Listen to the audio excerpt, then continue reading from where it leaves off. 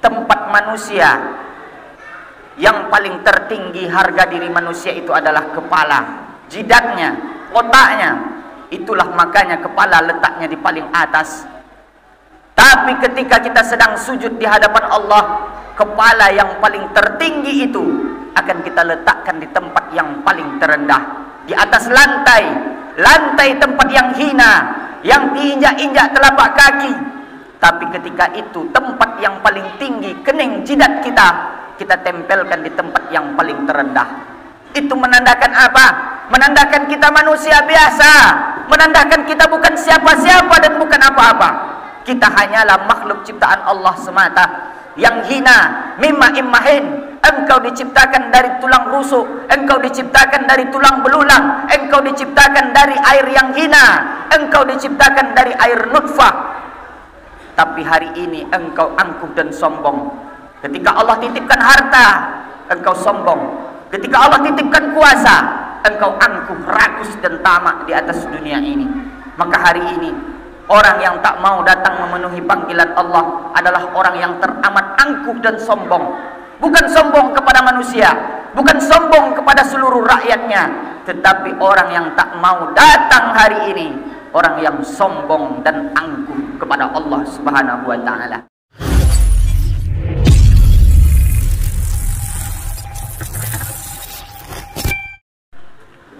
Alhamdulillah, alhamdulillahilladzi wa kafa, wassalatu wassalamu ala rasulillah sayyidina wa maulana Muhammad ibni Abdillah wa ala alihi wa sahbihi wa man tabi'ahu wa mawala. Ashhadu an la ilaha illallah wahdahu la syarikalah wa ashhadu anna Muhammadan abduhu wa rasuluhu la nabiyya ba'dah. Allahumma salli wa sallim ala sayyidina Muhammadin nabiyil ummi wa ala alihi wa sahbihi wa barik wa sallam. Qala Allah Ta'ala fil Qur'anil Azim wa huwa asdaqul qailin. A'udzu billahi minasy syaithanir rajim. Ya ayyuhallazina amanu taqullaha haqqa tuqatih wa la tamutunna illa wa antum muslimun. Wa qala ta'ala fi ayatil ukhra, ya ayyuhallazina amanu taqullaha wa qulu qawlan sadida yuslih lakum a'malakum wa yaghfir lakum dzunubakum wa may yuti'illaha wa rasulahu faqad faza fawzan 'azima. Ibadallah, usikum wa nafsi bitaqwallah wa ta'atihi faqad fazal muttaqun. Hadirin sidang jemaah Jumat yang dimuliakan Allah Subhanahu wa ta'ala. Setiap manusia yang hidup di atas kehidupan dunia ini, baik orang muda maupun yang tua, baik orang kaya maupun orang miskin, baik rakyat jelata maupun orang yang berharta melimpah ruah, ada satu hal yang membuat mereka tak mau menerima ketetapan Allah Subhanahu wa ta'ala. Orang kaya tidak suka dengan satu hal ini, apalagi orang miskin. Orang tua tidak suka dengan satu hal ini, apalagi orang yang muda. Rakyat jelata tidak suka hal yang seperti ini, tapi apalagi orang yang berpangkat kekuasaan di dalam genggaman tangan. Satu hal ini sangat ditakuti manusia. Satu hal ini tidak mau manusia menerimanya. Bahkan satu perkara ini manusia tidak mau menempuh masa-masa itu. Apa dia satu hal yang ditakuti manusia? Apa dia satu perkara yang dihindari manusia yang ditakuti? Yaitu qati'ul laziz, pemutus segala kelezatan. Disebut dia dengan qati'ul laziz, pemutus segala kelezatan. Lezatnya dunia, lezatnya harta, lezatnya kekuasaan, pangkat jabatan yang ada dalam genggaman tangan. Maka ada satu perkara yang akan memutus itu semua.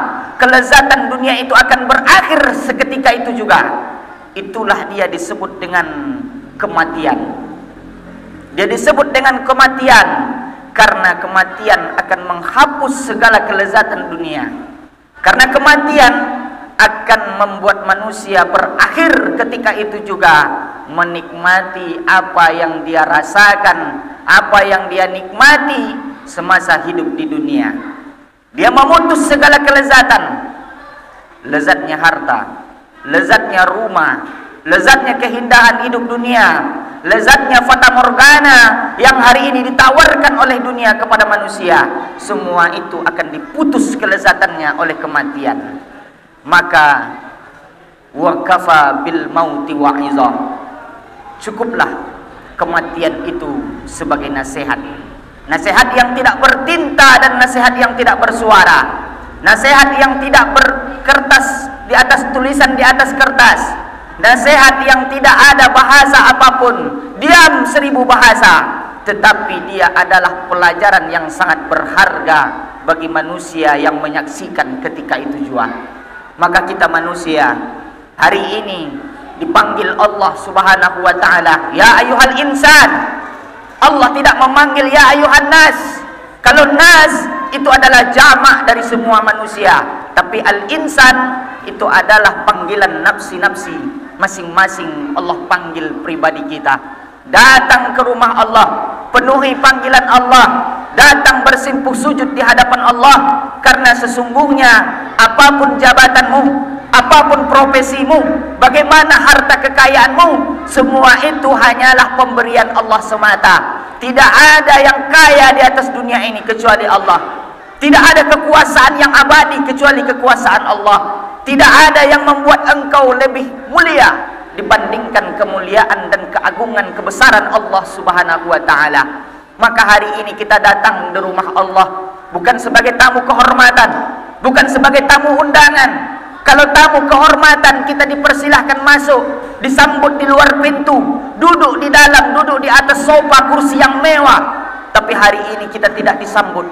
Hari ini kita tidak disambut, tidak dipersilahkan masuk. Bahkan sampai di dalam, jangankan duduk di atas kursi sofa yang mewah, tapi hari ini kita duduk di atas lantai. Maka ketika khatib selesai khutbah, kita akan melaksanakan solat 2 rakaat. Di saat itu kita akan melaksanakan solat, kita akan berrukuk dan sujud. Sujud tempat manusia yang paling tertinggi harga diri manusia itu adalah kepala, jidatnya, otaknya. Itulah makanya kepala letaknya di paling atas.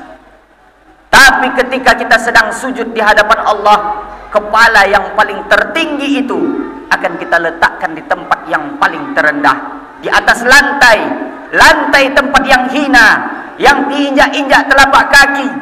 Tapi ketika itu tempat yang paling tinggi, kening jidat kita tempelkan di tempat yang paling terendah. Itu menandakan apa? Menandakan kita manusia biasa, menandakan kita bukan siapa-siapa dan bukan apa-apa. Kita hanyalah makhluk ciptaan Allah semata yang hina, mimma immahin. Engkau diciptakan dari tulang rusuk, engkau diciptakan dari tulang belulang, engkau diciptakan dari air yang hina, engkau diciptakan dari air nutfah. Tapi hari ini engkau angkuh dan sombong.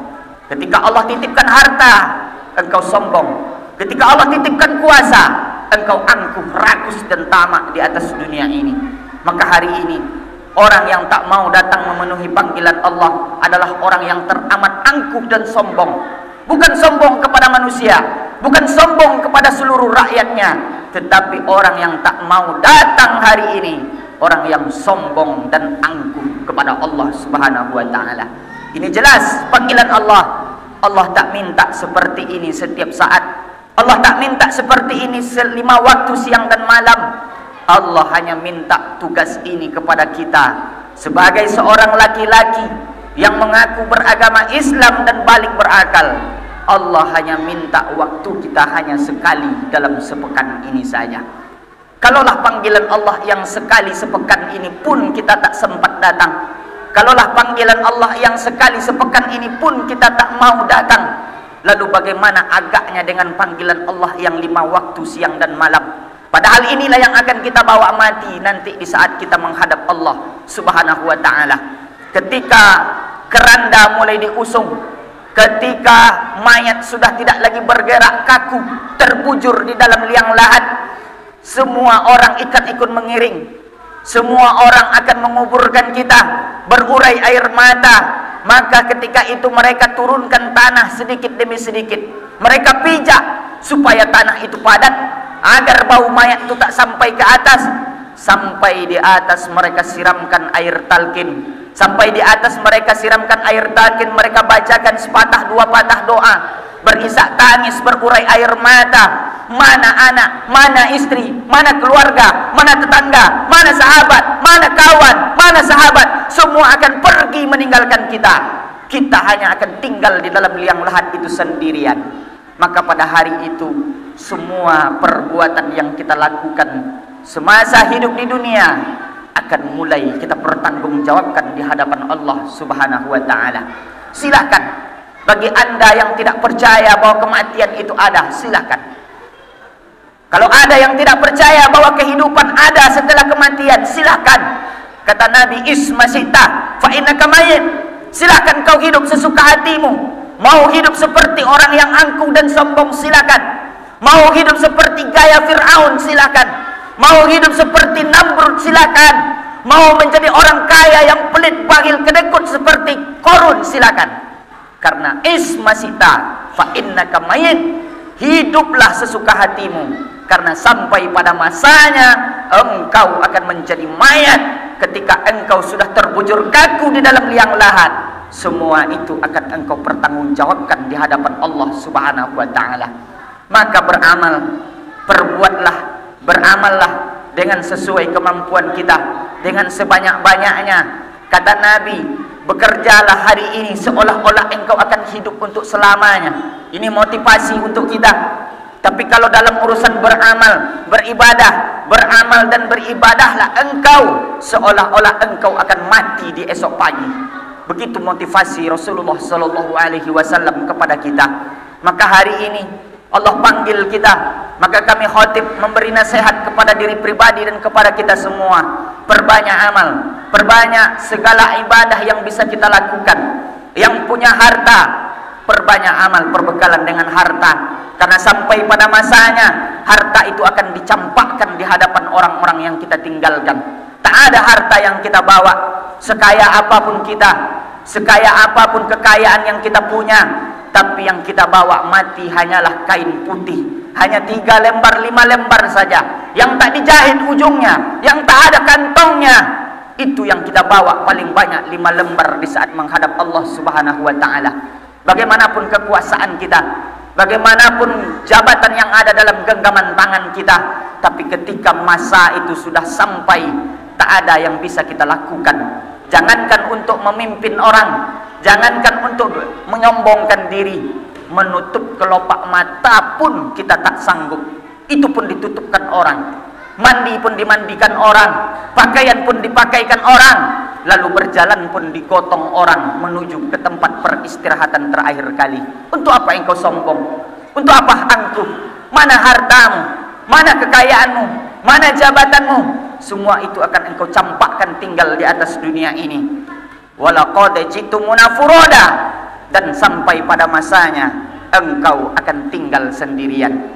Walaqad jitumuna furoda, engkau akan datang menghadap Allah itu sendirian, furoda, sendirian. Kama khalaqnakum awwala marrah, sebagaimana dulu engkau datang ke dunia ini sendirian, datang sendiri, pergi pun akan sendiri. Bahwa semua itu yang ada di dunia ini ternyata hanya teman tertawa saja. Sahabat yang kita cinta pada dunia ini, ternyata itu sahabat ketika nyawa masih ada di dalam jasad saja. Istri, buah hati, belayan jiwa, anak sehari tak menatap mata, rindu luar biasa, ternyata itu semua hanyalah teman hidup saja. Ketika qati'ul lazis itu sudah kita jalani, maka semua akan pergi meninggalkan kita. Rumah yang mewah pun kita yang membangunnya, kita yang mengukurnya, kita yang mendesainnya, kita yang memanggil arsiteknya. Kita bangun rumah yang besar, kita bangun rumah yang mewah, yang canggih luar biasa. Tetapi ketika badan berubah menjadi bangkai, tak ada tempat bagi kita, walaupun hanya sejengkal di dalam rumah yang mewah itu. Kemana kita diantarkan anak istri kita? Paling jauh, di paling pojok pemakaman umum, disitulah kita diantarkan ke tempat terakhir kali. Mana rumah yang mewah tadi yang kau bangun, akan kau tinggalkan, akan dicabik-cabik, akan dikerat, akan dipotong oleh anak-anakmu sebagai harta warisan. Belum saja engkau mati, siap orang menggantikan hartamu, siap orang menggantikan jabatanmu. Apalagi ketika kita sudah berubah menjadi bangkai, semua orang akan berebut memperebutkan apa yang kita tinggalkan. Maka hari ini tinggalkan yang baik, bawa yang baik menghadap Allah Subhanahu wa taala. Umur ini tak lama saudaraku. Dunia ini tak lama kita pakai. Paling lama 60, 63 tahun, 70, itu pun jarang. Andaikan ada, itu pun bonus dari Allah Subhanahu wa taala. Selama 63 tahun itulah waktu kita untuk mencari perbekalan, melanjutkan perjalanan setelah kematian. Jangan berharap bahwa kematian itu sama, manusia mati tak sama seperti binatang mati. Kalau kucing mati dikubur selesai sampai di situ. Tapi berbeda dengan kita manusia, mati berada di dalam alam barzah, menandakan kita sudah memulai alam yang selanjutnya. Bahwa perjalanan akan panjang, perjalanan masih jauh, yang tak ada nampak tujuan dan ujungnya. Seperti orang yang setengah berlayar di tengah lautan, yang tak nampak tepi dan ujungnya. Seperti itulah kita akan berlayar setelah hidup. Setelah kita mati nanti, kita akan mulai berlayar menuju pangkuan Allah Subhanahu wa taala. Bawalah bekal sebanyak-banyaknya, beramallah dengan sekuat-kuatnya, berbuatlah dengan sebaik-baiknya. Fastabiqul khairat, berlomba-lomba dalam kebaikan. Maka insya Allah mati pun kita tidak akan takut, karena kita sudah siap dengan perbekalan yang sudah kita lakukan. Barakallahu li wa lakum fil Qur'anil azim, wa nafa'ani minal ayati wa zikril hakim. Fataqabbala minni wa minkum tilawatahu innahu wa huwal ghafurur rahim.